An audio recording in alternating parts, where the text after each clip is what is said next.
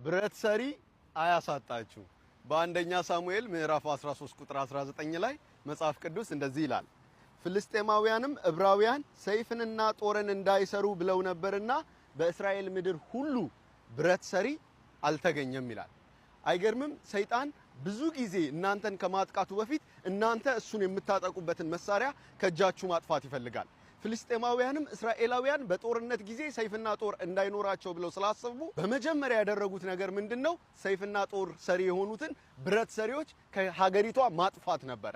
ታዲያ ይሄ ከኛ ጋር ምን ያገናኘዋል ካላችሁኝ፣ በአዲስ ኪዳንም ኤፌሶን ምዕራፍ 6 ላይ መጽሐፍ ቅዱስ እንደዚህ ይላል፣ የመንፈስንም ሰይፍ ያዙ እርሱም የእግዚአብሔር ቃል ነው ይላል። የአዲስ ኪዳን ሰይጣንን የምናጠቃበት መሳሪያችን የእግዚአብሔር ቃል ነው።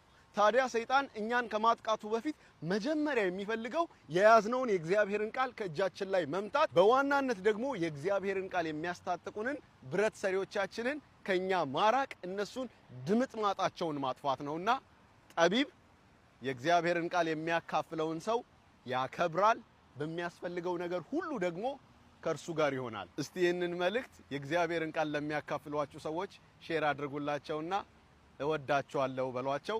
ብረት ሰሪ አያሳጣችሁ።